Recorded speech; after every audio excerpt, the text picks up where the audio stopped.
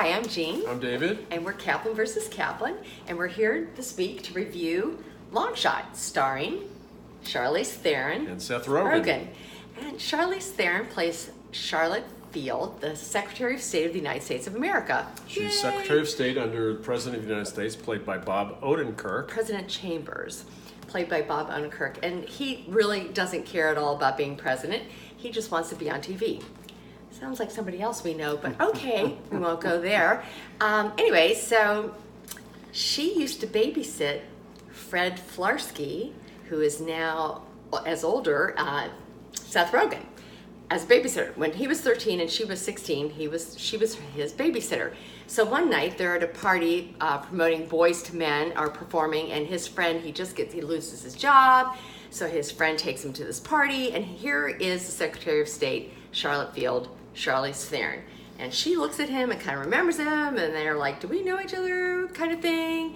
And we're all thinking, really? Anyway, she hires him as his speechwriter, and that's how it all begins. And she hires him as his speechwriter over the ardent objections of her main assistant, played by June Diane Raphael. Right. Who Jean and I know from she plays Grace and Frankie. Grace and Frankie. She plays one of Jane Fonda's daughters on Grace and Frankie. Yeah. As a blonde. Yeah. Here she's a brunette. Yeah. And she doesn't like Fred Flarsky at all. Yeah.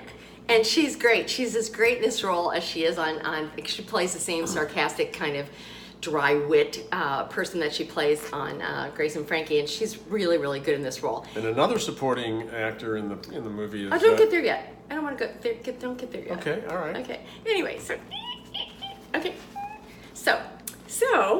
this unlikely pair, they're thrust together. So now he becomes her speechwriter because she's looking for more humor in her. She wants to run for the president of the United States, so she's looking for more humor. So she hires Fred, and like David said, her assistant really objects to this.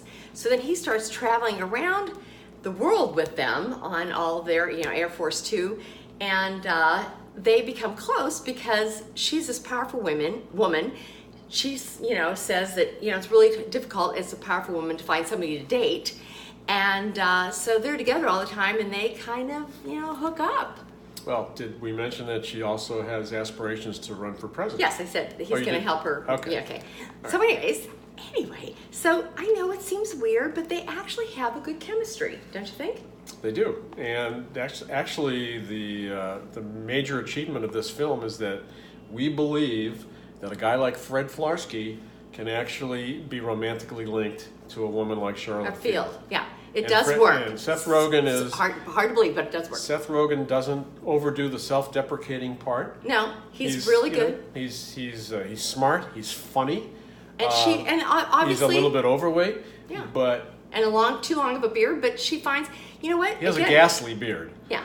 It goes back to, you know what? Women want to laugh, and they want somebody that pays attention to him, and he does both for her. Anyway, we don't want to drag this out too long, but David wanted to bring up one of my favorite parts of this film is Alexander Skarsgård, who plays the Prime Minister of Canada, and he's single, and Charlotte Field is single, so everybody hopes that they're going to get together, but they go on a date. They do this fabulous tango number when they're in Argentina, and it's great. But then they go on a date, they go to have drinks, and he's kind of a doofus. So it's really funny. Actually, that's not what I was going to bring up in terms of supporting. I was going to bring up Andy Serkis. Oh, right. That everybody knows as Gollum in Lord of the Rings. But here he plays himself, not himself, but he's not under any makeup. He plays a wealthy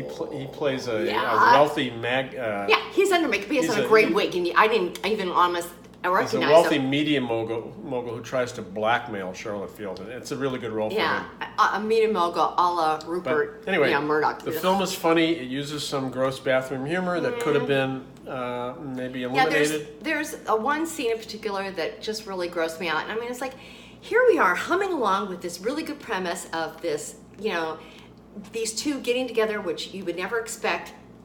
And it's really moving along, and it's really coming, you believe this, and it's funny, and there are laugh out loud moments. And then they throw in this stupid bathroom humor. It just aggravates the crap out of me.